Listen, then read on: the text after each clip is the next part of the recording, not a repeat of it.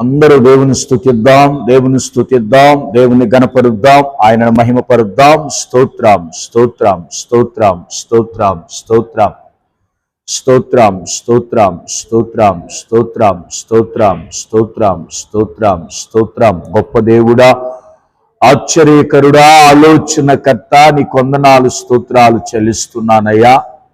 మరి ఇంతవరకు నాయన మరి యొక్క ఉపవాస ప్రార్థనలో మరి పాటల్లో మీరు తోడుగా ఉన్నారు, మీ సన్నిధి తోడుగా ఉంచారు. పాడుతున్నప్పుడు స్తుతిస్తున్నప్పుడు నీ మహిమను కనబరిచారు.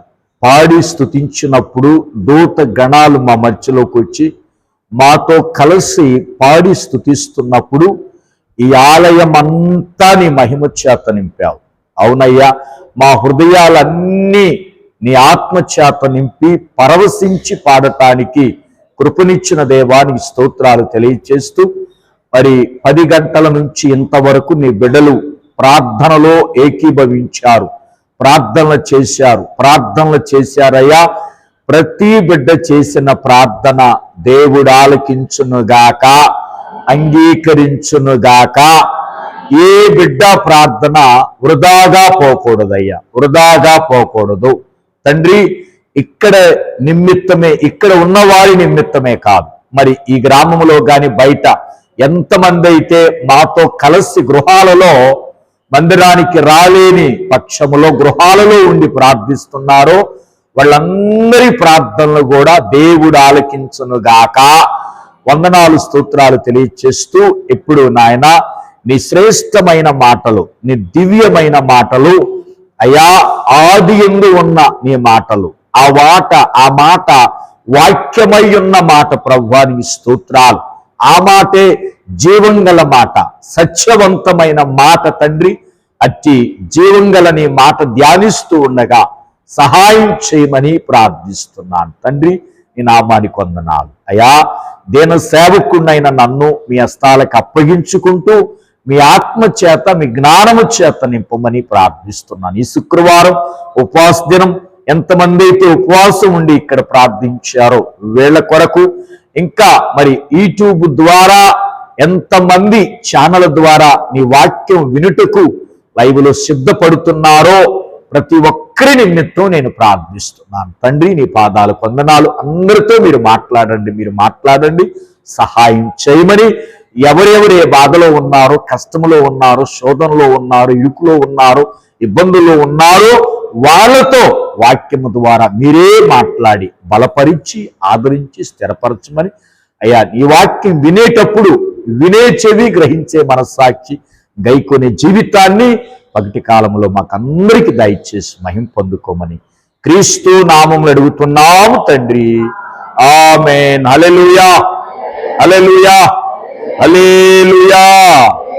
దేవునికే మహిమ కలుగునుగాక. ఆమేన్. మంచిది, దేవుని స్తోత్రం. ఆయనకు మహిమ చెల్లిస్తూ మొట్టమొదటి కూడి ఉన్న మీకు అందరికీ యేసుక్రీస్తు నామంలో మరొకసారి వందనాలు తెలియజేస్తున్నాను.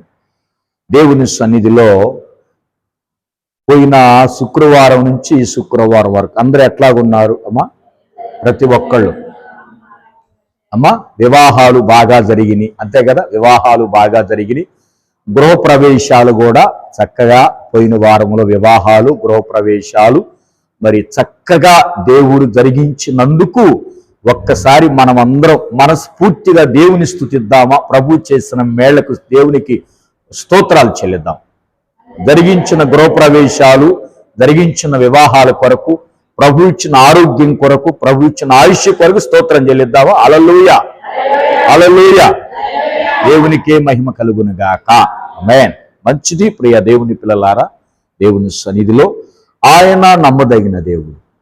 అమ్మా, మనం ఏ విషయాల కోసం అయితే ప్రభు సన్నిధిలో పెట్టి ప్రార్థిస్తున్నామో, శుక్రవారం ఏ అంశాల కొరకైతే మనం అందరం ప్రార్థిస్తున్నామో అవన్నీ దేవుడు ఒకదాని వెంట ఒకటి.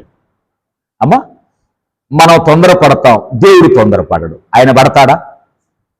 ఆయన తొందరపడడు. మనం తొందరపడతాం సహజంగా కాలేదని. కానీ ఆ సమయం వచ్చినప్పుడు మనం ప్రార్థన చేసుకుంటూ వెళ్తుంటేనంట, ఆ సమయం వచ్చినప్పుడు దేవుడు ఏం చేస్తాడు? ఆ కార్యాలను దేవుడు జరిగించునుగాక. జరిగిస్తాడు. అంతవరకు మనం ఏం చేయాలంట? ప్రార్థన చేసుకుంటూ మన జీవితాల్లో మనం ముందుకెళ్దాం. మంచిది ప్రియ దేవుని పిల్లలారా. అట్లాగనే దేవుని సన్నిధిలో మరి ఈరోజు మనందరికీ తెలుసు ఒక ప్రత్యేకమైన దినం, స్వాతంత్ర్య దినము. మీ అందరికీ విష్ హ్యాపీ ఇండిపెండెన్స్ డే. సంతోషకరమైన 75 కదమ్మా మల్లేశ్వరి?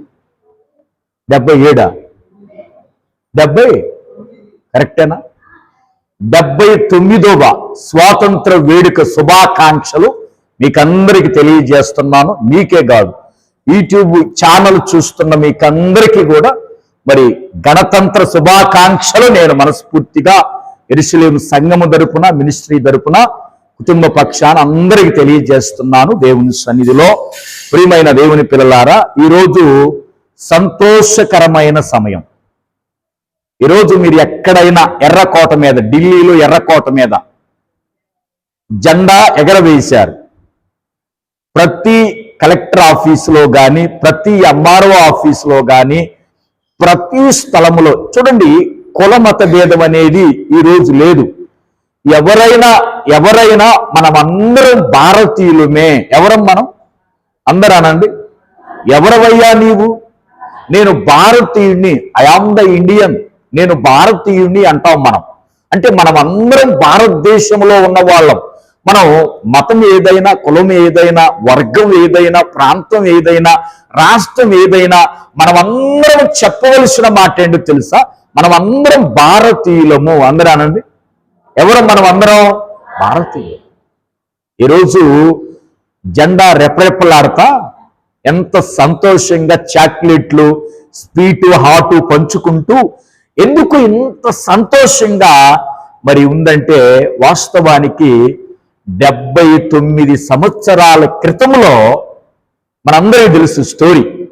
ఒక 2 మాటలు చెప్పి నేను వాక్యంలోకి వెళ్తా. చూడండి, స్వాతంత్ర్యం రాకముందు మన మధ్యలో ఎవరైనా ఉన్నారా?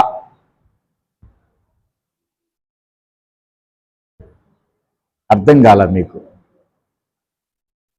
స్వాతంత్ర్యం రాకముందు మన మధ్యలో ఎవరైనా ఉన్నారా? వచ్చిన తర్వాత చాలా మంది ఉన్నారు. వీళ్ళందరూ వచ్చిన తర్వాత ఉండోళ్లే. అంటే 80 ఏళ్ళు ఎవరైనా ఉన్నారా? 80 సంవత్సరాల వాళ్ళు ఎవరు లేరా? అంటే మనం అందరం స్వాతంత్ర్యం వచ్చిన తర్వాత పుట్టిన వారమే. స్తోత్రం చెప్పండి. నేను బుక్లో చదవటమే చరిత్ర తప్ప మనం చూడలేదు. కానీ ఇటువంటి స్వేచ్ఛాకరమైన జీవితాన్ని భారతదేశానికి ఆ దేవుడు తప్ప ఎవరు ఇవ్వలా. మీరు గమనించండి, ఈరోజు స్వాతంత్ర్యం రాకపోతే భారతదేశ స్థితి మరొక రకంగా ఉండేది. చాలా బానిసత్వములో బ్రతకవలసిన పరిస్థితి వచ్చేది. కానీ ఈరోజు మన స్వేచ్ఛ జీవితం భారతదేశంలో మనం స్వతంత్రంగా జీవించటానికి కారణం ఏంటో తెలుసా? కారణం ఎవరో తెలుసా అమ్మా? భారతదేశ స్వాతంత్ర సమరయోధుల్లో మీకు తెలిసిన పేర్లు చెప్పండి. ఒకటి గాంధీ గారు, ప్రతి పిల్లగాడికి తెలుసు, ప్రతి వృద్ధుల గాంధీ గారు పోరాడి ఏం తెచ్చారు? మన దేశానికి స్వాతంత్రం తెచ్చారు. ఇంకా నెహ్రూ గారు తెచ్చారు. ఇంకా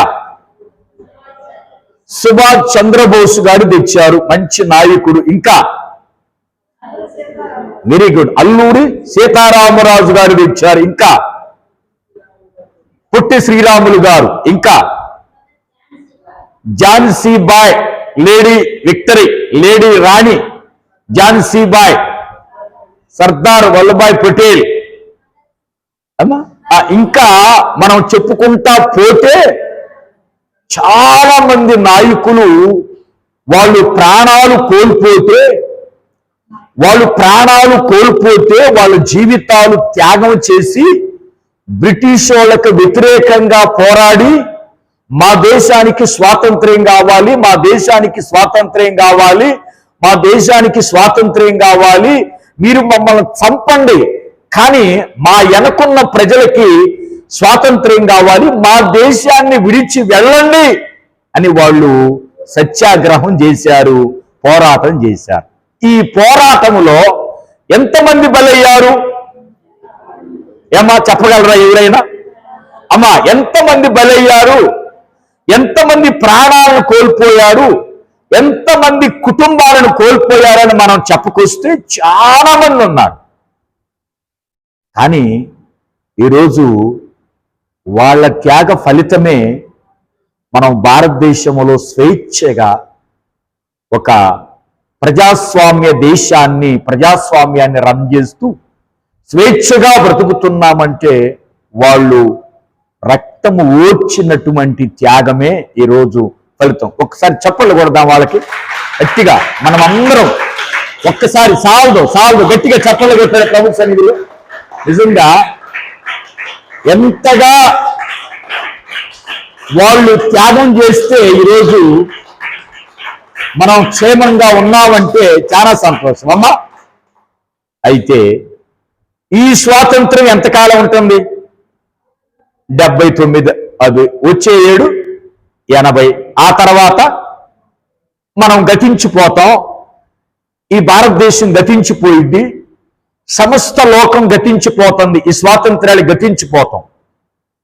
మనకి నిజమైన స్వాతంత్ర్యం కావాలి. ఏ స్వాతంత్ర్యం? నిజమైన స్వాతంత్రం. ఈ స్వాతంత్ర్యాన్ని ఏమంటారంటే భౌతిక స్వాతంత్ర్యం. ఏ స్వాతంత్ర్యం? గమనించండి, భౌతిక స్వాతంత్ర్యం కొరకే అంతమంది ప్రాణాలు అర్పించారు, అవునా కాదా? ఒకవేళ అంతమంది అర్పించినా ఎంతకాలం ఇది? కొంతకాలమే సంతోషంగా ఉంటాం, తర్వాత లోకం గతించిపోతుంది. కానీ దేవుడు మనకేమిచ్చాడో తెలుసా? శాశ్వతమైన స్వాతంత్ర్యం. స్తోత్రం చెప్పండి. ఆత్మపరమైన స్వాతంత్ర్యం. దాన్ని ఏమంటారంటే ఆత్మపరమైన స్వాతంత్ర్యం. ఈ స్వాతంత్ర్యం భౌతికపరమైన స్వాతంత్ర్యం. దేవుడు మనకేమిచ్చాడు? ఆత్మ సంబంధమైన స్వాతంత్ర్యం. అంటే ఇంగ్లీష్లో స్పిరిచువల్ ఇండిపెండెన్స్ డే. అంటే ఆత్మ సంబంధమైన స్వాతంత్ర్యాన్ని ఆ యేసయ్య భూలోకానికి వచ్చి ఆయన మరణించి ఆయన రక్తమును చిందించి కలువరి శిలువలో ఎక్కి ప్రాణాలు కోల్పోయింది. ఎందుకో చెప్పమంటారా? మనకి నిజమైన స్వాతంత్రాన్ని ఇవ్వటానికి. స్తోత్రం చెప్పండి. ఈ మాటకి గట్టిగా స్తోత్రం చెప్పండి. ప్రియమైన దేవుని పిల్లలారా, ఒకప్పుడు మనం పాపానికి దాసులుగా ఉన్నాం. దేనికి అమ్మా చెప్పాలి? అయ్యా చెప్పాలి. ఎవరికి దాసులుగా ఉన్నాం? వినండి జాగ్రత్తగా. పాపానికి దాసులుగా ఉన్నాం. బానిసత్వములో మనం బ్రతుకుతున్నాం. ఏ బానిసత్వం? ఎఫెసీ పత్రిక 2వ అధ్యాయం 1వ వచనములో చదవండి. ఎఫెసీ పత్రిక 2వ అధ్యాయం 1వ వచనములో ఒక చిన్న మాట. అమ్మా, మీ అపరాధముల చేతను మీ పాపముల చేతను మీరు సచ్చిన వారై ఉండగా ఆయన మిమ్మల్ని క్రీస్తుతో కూడా, దేవుని స్తోత్రం చెప్పండి, ఏమన్నాడు ఆ వాక్య భాగంలో చూస్తే? మీ అపరాధముల చేతను మీ పాపముల చేతను మీరు సచ్చిన వారై ఉండగా. అంటే అపరాధాలు పాపాలు ఏం చేసిని? చంపిని. వాటి కాలి కింద పడి మనం నలిగిపోయాం. వేటి కాలి కింద? పాపం అనే కాళ్ళ కింద, అపరాధం అనే కాళ్ళ కింద పడి మనం ఏమయ్యామమ్మా?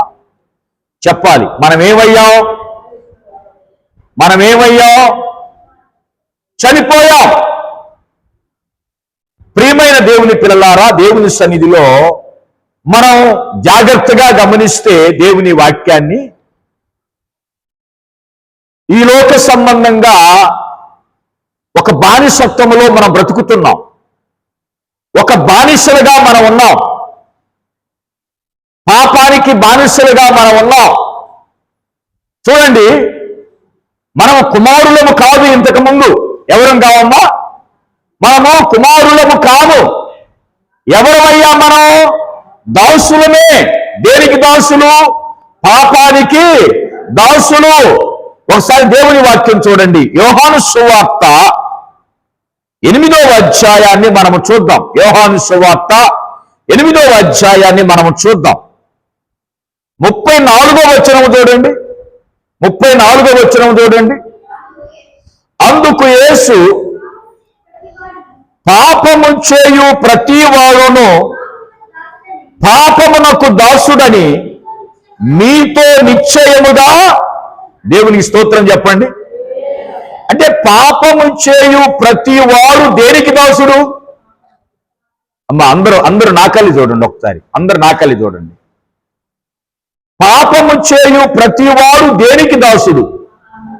పాపానికి దాసుడు. అంటే అర్థం ఏంటి? దాసుడు అంటే అర్థం ఏంటంటే దాసత్వం చేయాలి. పాపము ఏది చెబితే చేయాల్సిందే మనం. ఇప్పుడు బ్రిటిష్ వాళ్ళ కాలంలో స్వాతంత్ర్యం రాకముందు బ్రిటిష్ వాళ్ళు ఏం చెప్తే మన వాళ్ళు అది చేశారు కదా. చేయకపోతే ఏమవుద్ది? కొట్టేవాళ్ళు, రంపాలతో కోసేవాళ్ళు, అయ్యా పిస్టులతో కాల్చేవాళ్ళు, గన్నుతో కాల్చేవాళ్ళు, హింసించేవాళ్ళు, జైల్లో వేసేవాళ్ళు. ఎందుకు వేస్తున్నారండి బ్రిటిష్ వాళ్ళని మనం అడిగితే ఏం చెప్పారో తెలుసా? ఇప్పుడు ఈ దేశం అంతా మా కంట్రోల్లో ఉంది. ఈ దేశం అంతా మా కంట్రోల్లో ఉంటే మేం చెప్పినట్టు ఎన్నని వాడు చనిపోతాడు అని హింసించారు. మరి పాపము చేయు ప్రతి వాడు పాపానికి ఏమవుతాడు? దాసుడవుతాడు. దేవుని స్తోత్రం చెప్పండి. ఒకప్పుడు మనం పాపానికి దాసులమై ఉన్నాం. అది ఏది చెబితే అదే చేశాం. ఇదిగో అబద్ధమాడు అంటే అబద్ధం ఆడాం. అమ్మా, సాతాను కింద మనం ఉన్నావా లేదా? సాతాను హస్తాల కింద ఉన్నావా లేదా? సాతాను బంధకాలలో ఉన్నావా లేదా? వాడు పాపం ఎట్ట చెబితే తిన్నాం. ఇదిగో అక్కడికి వెళ్ళి పాపం చేయంటే పాపం చేశాం. సినిమా చూడమంటే సినిమా చూసాం.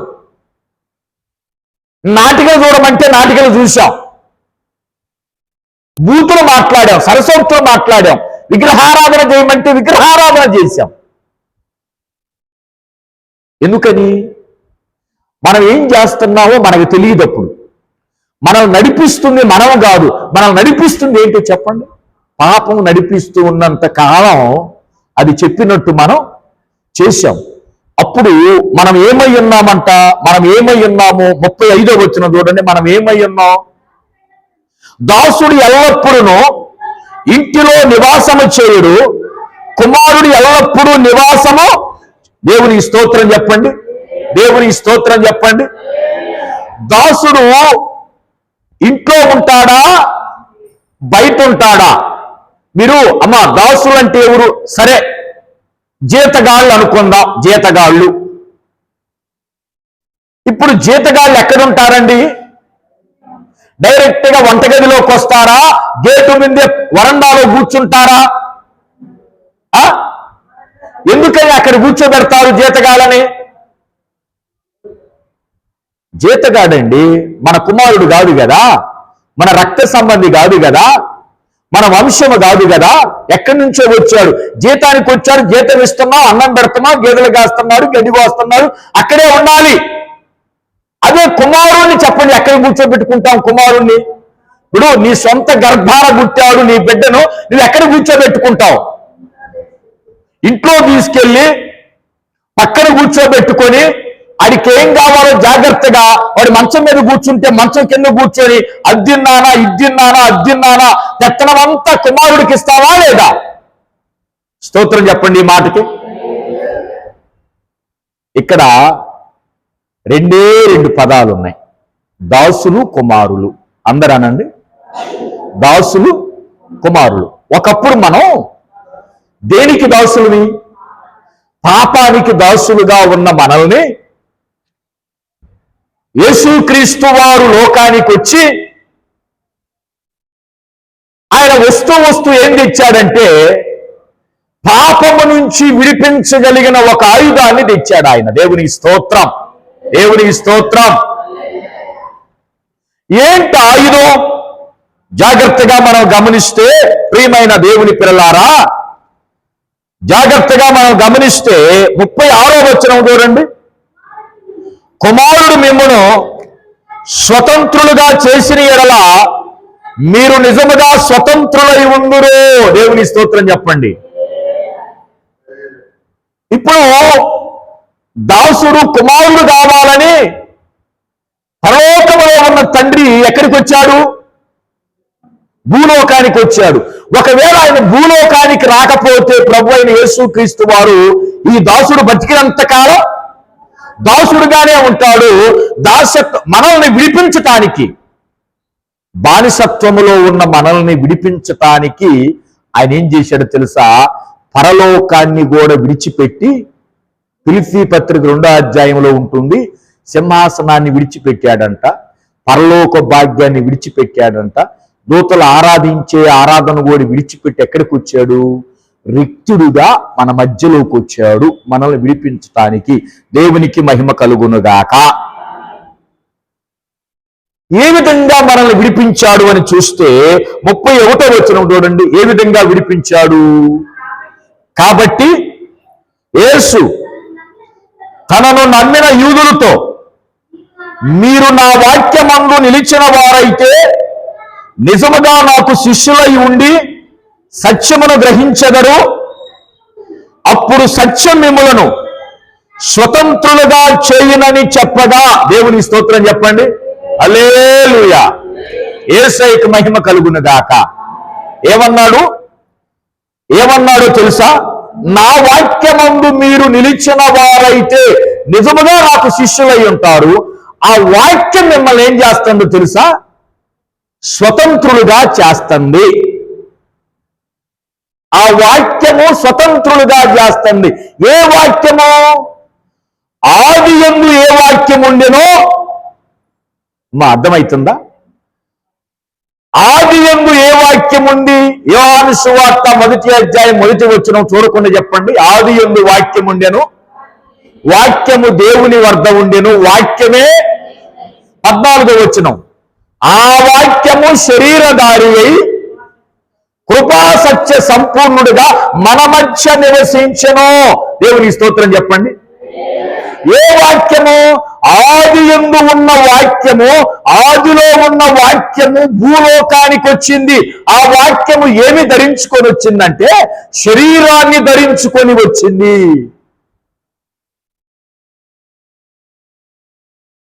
ఆ వాక్యముగా రాలా. వాక్యముగా వస్తే అందరూ పారిపోతారు. మానవ రూపాన్ని ధరించిందంట ఆ వాక్యం. ఏ రూపాన్ని ధరించింది అమ్మా? ఏ రూపాన్ని ధరించిందయ్యా? ఏ రూపాన్ని చెప్పండి? ఏ రూపాన్ని ధరించింది? ఏ స్వరూపాన్ని ధరించింది? మానవ స్వరూపాన్ని ధరించి మన మధ్యలోకి వచ్చింది ఆ వాక్యం. ఆ వాక్యం ఏం చేసింది? మనల్ని దాస్యత్వము నుంచి ఎవరు విడిపించిందో తెలుసా? ఎవరైతే ఆ వాక్యములో నిలబడతారో, ఎవరైతే ఆ వాక్యాన్ని ప్రేమిస్తారో, ఎవరైతే ఆ వాక్యాన్ని గైకొంటారో, ఆ వాక్యం ఏం చేసిందో తెలుసా?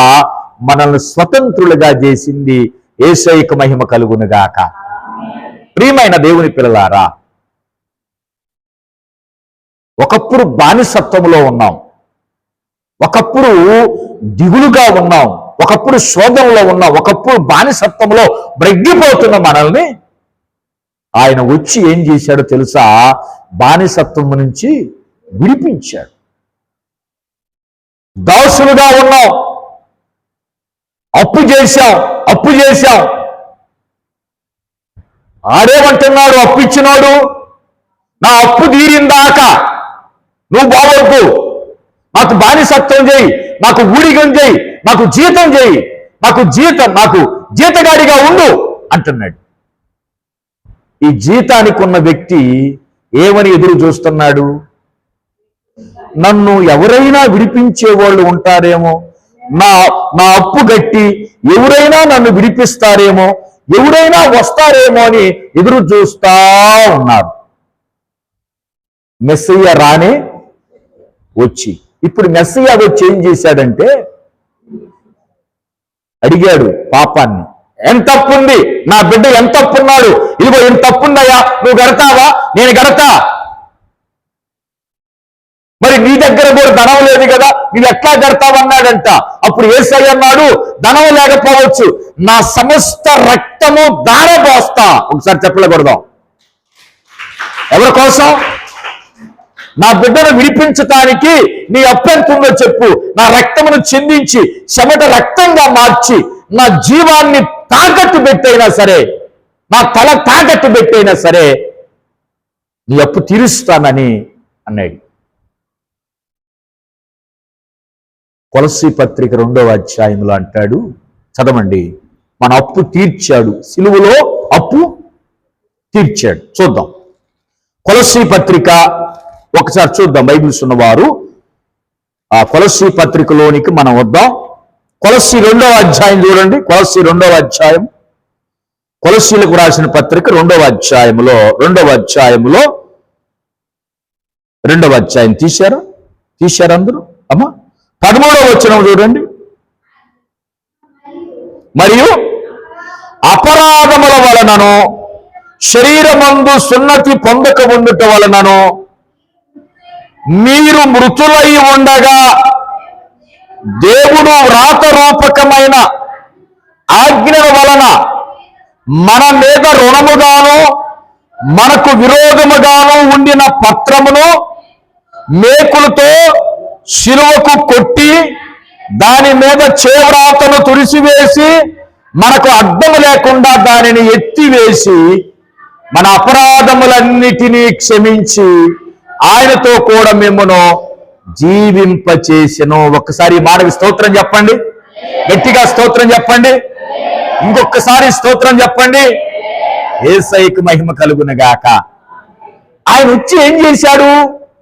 మన అపరాధముల చేతను మన పాపముల చేతను మనము చచ్చిన వారమై ఉండగా, మృతులై ఉండగా, ఆ అపరాధాలు మోయలేక, ఆ పాపాన్ని మోయలేక పాపము కింద పడి చచ్చిపోయా. ఏమిటి చనిపోయినా పాపం వదిలిపెట్టిందా? దానికి కనికరం ఎందుకు ఉంటుందమ్మా? కనికరం ఎందుకు ఉంటుంది? నీలో ఉన్న గుజ్జంతా ఏం చేసిందమ్మా? ఏం చేసింది? మొన్న ఒక వ్యక్తిని అన్నా నేను, అయ్యా ఎందుకయ్యా రకంగా దాగుతున్నావు? భార్య పిల్లలు మంచి శబ్బరు ఏంటంటే, ఏంది పాస్టర్ గారు, నా డబ్బు నా ఇష్టం, మంచిదే. మరి అప్పుడు ఎట్టున్న మనిషి ఎందుకు అయ్యావు? నువ్వు తాగుతున్న ఈ సారా ఏం చేసింది? నిన్ను గుజ్జంతా, శరీరం అంతా ఆ బలాన్ని లాగేస్తుంది కదా, ఎందుకయ్యా తాకపోతే కమ్మగా తినరాదా? చూడండి, ప్రతి అలవాటు ఏం చేస్తుంది మనిషిని? అమ్మా తినేస్తుంది. పురుగులు పంటను తినేసినట్టు పసరు పురుగులు, గొంగళ పురుగులు, చీడ పురుగులు, మిడతలు 4 రకాలు ఉన్నాయి. ఇవేం చేస్తాయి? పంటని తినేసినట్టు పాపం కూడా మనిషి ఆరోగ్యాన్ని ఏం చేస్తుందో చెప్పండి? తినేస్తుంది. ఇక్కడ కొలస్సీ పత్రికల్లో ఈ అపరాధాలు పాపాలు మనం తినేసి మృతులమై ఉన్నప్పుడు దేవుడు ఏం చేశాడు? దేవుడు వ్రాతరూపకమైన ఆజ్ఞల వలన మన మీద రుణముగాను, రుణం అంటే ఏందో చెప్పండి? అప్పుని ఏమంటాం? అంటే ఇప్పుడు మనం ఎవరికి అప్పున్నాం? పాపానికి అప్పున్నాం. ఆ పాపం ఏమంటుంది? నీలో గుజ్జు లేకపోయినా నా అప్పు తీయదాకా నేను వదిలిపెట్టనంటుంది. ఇప్పుడు యేసుక్రీస్తు వారు వచ్చి ఏం చేశారు తెలుసా? మన మీద ఆజ్ఞల వలన రుణముగాను మనకు విరోధముగాను ఉండిన పత్రములు, పత్రం అంటే నోటుని ఏమంటావమ్మా? చెప్పాలి. నోటుని ఏమంటావు మనం? చెప్పాలి. నోటుని ఏమంటావు? పత్రం అంటావు. నోటుని ఏమంటావు? పత్రం అంటాం. ఆ పత్రాన్ని ఏం చేశాడు అంటే, ఆ నోటుని ఏం చేశాడంటే దాని మీద మేకులతో సిలువకు కొట్టి, అంటే ఆ నోటుని ఎక్కడ కొట్టాడు? సిలువకు ఎందుకు కొట్టాడు? ప్రపంచమంతా ఆ నోటు చూడాలి. ఈ నోటు నేను చించేస్తున్నా, ఈ బిడ్డ మీద ఎవరైనా అప్పు నన్ను వస్తే మాత్రం నేను ఒప్పుకోను, ఇదిగో ఈ బిడ్డ అప్పు నేను కొట్టేస్తున్నానని కొండ మీద ఎందుకు ఆ పత్రాన్ని పెట్టాడంటే, యెరూషలేము పట్టణంలో ఉన్న వాళ్ళందరూ ఆ పత్రాన్ని చూడాలి. ఏమండి, అప్పు తీర్చిన వాడు రహస్యంగా తీరుస్తాడా? అందరూ చెప్తారు ఏమని, అబ్బాయి ఇతను రుణం అయిపోయింది గుర్తుంచుకోండి, మళ్ళా అడగొద్దు, మీరు మళ్ళా ఇతని మీద కథనం చేయొద్దు ఏం చేస్తాడండి? అందరికి చెప్తారు. ఎందుకంటే ఎవరైనా వస్తారేమో మధ్యలో, ఒకవేళ ఇదిగో ఇతని మీద రుణం అంతా తీరిపోయిందని ఆయన ఈ అప్పుని ఎక్కడ కొట్టేశాడు? సిలువలో మేకులతో కొట్టి ఏం చేశాడు? దాని మీద చేవ్రాతను తుడిసివేశాడు. స్తోత్రం చెప్పండి. చేవ్రాత అంటే చేతుతో నోటు రాస్తారు చూశారా? ఆ రాసి కింద సంతకం పెట్టాడు బిడ్డ. ఆ రెవెన్యూ స్టాంపుని యేసు ప్రభు ఏం చేశాడు? చించేశాడు. ఆ సంతకాన్ని, ఆ రెవెన్యూ స్టాంపు మీద పెట్టిన సంతకాన్ని ఏం చేశాడు? తీసేసి రెవెన్యూ స్టాంపును తీసేసామనుకో, చెల్లిద్దా స్టాంప్? ఆ నోటు చెల్లిద్దా? చెల్లిద్దా? చెల్లిద్దా? నోటు చెప్పండి, ఎప్పుడు చెల్లిద్ది నోటు? రెవెన్యూ స్టాంపు మీద సంతకం ఉంటేనే చెల్లిద్ది.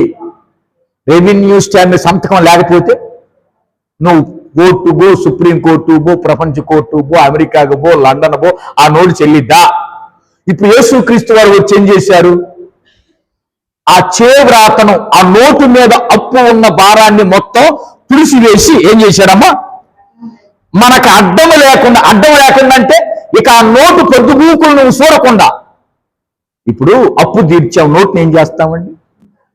అద్దంలో పెట్టుకొని పూజ చేస్తావా? ఎంతమంది చెప్పండి పూజ చేసేవాళ్ళు చేస్తండి.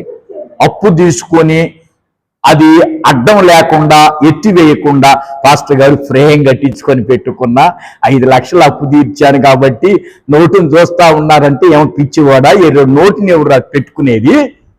ఏం చేస్తావు నోటుని చెప్పండి? మొత్తం చించి ముక్కలు చేసి అవతల. యేసుక్రీస్తు వారు కూడా మన మీద ఉన్న రుణం, అప్పుని, పత్రమును మేకులతో సిలువకు కొట్టి దాన్ని మనకు అడ్డు లేకుండా ఏం చేశాడు? ఎత్తివేసి మన అపరాధములన్నిటినీ క్షమించి ఆయనతో కూడా మమ్మలను జీవింప, స్తోత్రం చెప్పండి, స్తోత్రం చెప్పండి, ఆయనతో జీవింపజేశాడు. ఎంత స్వాతంత్ర్యాన్ని ఇచ్చాడు అంటే, ఇప్పుడు రుణము నుంచి విడిపించాడు, నోటు నుంచి విడిపించాడు, అప్పు నుంచి విడిపించాడు, బానిసత్వము నుంచి విడిపించాడు, దాస్యము నుంచి విడిపించాడు, మనల్ని స్వతంత్రులుగా చేసి, రా ఇక నీ మీద ఎవరు పెత్తనం లేదు నాకు తప్ప, ఎవరికి? విడిపించిన వానికి తప్ప ఎవరికి లేదని చెయ్యి పట్టుకొని ఆయనతో నడిచే భాగ్యాన్ని ఇచ్చాడు. యేసయ్యకు మహిమ కలుగునుగాక. ఈరోజు మనందరి మీద ఉన్న అప్పుని చెప్పండి ఎవరు కొట్టేశారండి? ఎవరు కొట్టేశారు? ఎట్లాగా కొట్టేశారో తెలుసా? దేనితో కొట్టేశారో తెలుసా? డబ్బుకు డబ్బు ఇవ్వలేదండి ఆయన, రుణానికి ప్రాణం ఇచ్చాడు. ఏమిచ్చాడు? చివరి రక్తపు బొట్టు వరకు చిందించి నీ రుణాన్ని చెమట కష్టపడి ఆ శ్రమలు ఆ సిలువలో వ్రేలాడి, ఎందుకో తెలుసా? రోమాలో ఒక మాట అంటాడు చూడండి. రోమా 2వ, ఇట్లాగనే ఉంచండి. రోమా 2వ అధ్యాయం దగ్గరికి రండి. రోమా 8వ అధ్యాయం, రోమీలకు రాసిన పత్రిక 8వ అధ్యాయంలో 2వ వచనం చూడండి. 2వ వచనం, క్రీస్తు యేసునందు జీవమునిచ్చు ఆత్మ యొక్క నియమము పాప మరణముల నియమము నుండి నన్ను విడిపించెను. ఎట్లనగా ధర్మశాస్త్రము దేనిని చేయజాలకపోయెనో దానిని దేవుడు, స్తోత్రం చెప్పండి, ధర్మశాస్త్రం దేనినైతే చేయలేకపోయిందో దానిని దేవుడు. ఇప్పుడు ధర్మశాస్త్రం ఏమి చేయలేకపోయింది? పూర్తిగా మానవుడిని పాపము నుంచి విడిపించలేకపోయింది. ధర్మశాస్త్రానికి శక్తి లేదు. ఇక ఎప్పుడు ధర్మశాస్త్రం కిందే ఉంటున్న ఈ బిడ్డలని దేవుడు ఆలోచించి ఇక ఈ ధర్మశాస్త్రానికి శక్తి లేదు, బలం లేదు, ఇది విడిపించలేకపోతుందని దేవుడే వచ్చి ధర్మశాస్త్రం ఏదైతే చేయలేకపోతుందో దానిని దేవుడు చేశారు. చప్పలు కొడుతూ యేసయ్య నామాన్ని కనపడతారు. ఎంత గొప్ప దేవుడు అండి మన దేవుడు. అమ్మా, ఆ రోజు మహానుభావులు దేశానికి స్వాతంత్ర్యం ఇచ్చి స్వేచ్ఛగా జీవించమన్నట్టుగా ఈరోజు ప్రభు వారు కూడా మన యొక్క రుణమును ఎత్తివేసి అప్పును ఆయన తీర్చి కొట్టివేసి ఆయనతో కూడా జీవింప చేశారు. ఇప్పుడు ఏమన్నాడో తెలుసా? ఇప్పుడు మీరు దాసులు గారు, ఇప్పుడు మీరు దాసులు గారు. ఎవరు మీరు? కుమారులు అన్నాడు. కుమారులు అంటే నా కుమారులు. ఎందుకని? నా రక్తమును చిందించి కన్నాను గనుక మీరు నా కుమారులు. మీ అప్పుని నా రక్తము చిందించి కట్టాను గనుక ఆ అప్పు కోసం నేను ఎంత త్యాగం చేశాను కాబట్టి మీరు నా కుమారులు. ఇక నాకు లోబడి ఉండవలసిందే. యేసయ్యకు మహిమ కలుగునగాక. ఇప్పుడు మనం ఎవరమే? యేసయ్య బిడ్డలమే. ఎవరు మనమ్మా? సాతాను బిడ్డలమా? బానిసత్వంలో ఉన్న బిడ్డలమా? ఇప్పుడు గమనించండి, బ్రిటిష్ వాళ్ళు తరిమారు, వెళ్ళిపోయారు. మనం స్వేచ్ఛగా జీవిస్తున్నాం కదా, స్వేచ్ఛగా బ్రతుకుతున్నాం, పంటలు వేస్తున్నాం, పొలాలు వేస్తున్నాం, ఉద్యోగాలు చేస్తున్నాం, జాబులు చేస్తున్నాం, బిల్డింగులు కడుతున్నాం, సొంతగా బిజినెస్ చేస్తున్నాం, అన్ని దేశాలు తిరుగుతున్నాం. స్వేచ్ఛనిచ్చారు. దేవునికి మహిమ కలుగునుగాక. యేసయ్య మనకు ఆత్మపరమైన స్వేచ్ఛనిచ్చాడు. ఇది నిజమైన స్వాతంత్ర్యం. దేవుని స్తోత్రం. మనం కుమారుడు అంటే ఎక్కడ కూర్చున్నాడు? కుమారుడు తండ్రి పక్కన కూర్చునే భాగ్యాన్ని మనకి ఇచ్చాడు. ఒకప్పుడు తండ్రికి దూరంగా బ్రతికాము దాసులమి, ఇప్పుడు కుమారులు అయి ఉండి తండ్రికి దగ్గరగా ఉన్నాం. అందుకని అంటాడు, ఈ స్వాతంత్ర్యాన్ని మీకు ఇచ్చా కదా, ఆత్మపరమైన స్వాతంత్ర్యాన్ని ఇచ్చాను కదా. ఇంకొక మాట చెప్పి నేను ముగిస్తా. ఈ స్వాతంత్ర్యాన్ని వినియోగించుకోండి తప్ప మరలా దాస్యమనే కాడి కింద మళ్ళా పోవద్దు అన్నాడు. ఒకసారి చదువుదామా? గలతీలు రాసిన పత్రిక తీయండి. గలతీ పత్రిక 5వ అధ్యాయం మొదటి వచనం చూడండి. 5వ అధ్యాయం మొదటి వచనం. అమ్మా, ఈ స్వాతంత్ర్యం అనుగ్రహించి క్రీస్తు మనలను స్వతంత్రులుగా చేసి ఉన్నాడు కాబట్టి మీరు స్థిరముగా నిలిచి మరలా దాస్యమును కాడి కింద చిక్కోమన్నాడా, చిక్కు కొనకుడి అన్నాడా? చెప్పాలి. మిమ్మల్ని విడిపించా, మరలా మీ నోటు చించేసా, మరలా వారి దగ్గరకు పోయి అప్పు మాత్రం చేయొద్దు. ఇంకా అప్పు చేయొద్దు. మీరు మీకేదన్నా కావాలంటే నేనిస్తా. స్తోత్రం చెప్పండి. ఈ మాటకి గట్టిగా స్తోత్రం చెప్పండి. ఏమన్నాడు ప్రభు? ఈ స్వాతంత్ర్యము అనుగ్రహించి క్రీస్తు మనలను స్వతంత్రులుగా కాబట్టి మీరు స్థిరముగా నిలిచి. ఎక్కడ నిలబడాలి? ఇక నాలో ఉండండి. మీరు నాలో ఉండండి, నా మందిరంలో ఉండండి, నా సన్నిధిలో ఉండండి, నా ప్రార్థనలో ఉండండి, నా పాటల్లో ఉండండి, నా వాక్యంలో ఉండండి, నా మార్గంలో ఉండండి. మీరు ఇక మరలా మీరు వెనక్కి తిరిగి చూడదు. వెనక్కి తిరిగి ఇక మీరు చూడదు. నా యందు నిలబడాలి. ఎందుకండి ఈ ప్రార్థనలు? ప్రభు యందు నిలబడటానికే ఈ ఉపవాస ప్రార్థన. ఎందుకండి ఈ ప్రార్థన? యేసయ్యా, నేను నిలబడాలి, నీలో నిలబడాలి. నిలబడటం గొప్పతనం. ఏమండి, స్వాతంత్ర్యం పొందుకోవటం ఒక ఎత్తు అయితే దాన్ని కాపాడుకోవటం ఏమండి. ఈరోజు మన దేశంలోకి ఎవరూ రాకుండా మన దేశాన్ని చెప్పండి ఏం చేస్తున్నాం? మనం కాపాడుకుంటున్నావా లేదా? అమ్మా అలే సరే, కాపాడుకుంటున్నావా లేదా? ఎట్లా కాపాడుకుంటున్నాం? దేశం చుట్టూ ఎవరున్నారండి? వాళ్ళు రైతులు వాళ్ళు ఏం చేస్తున్నారు?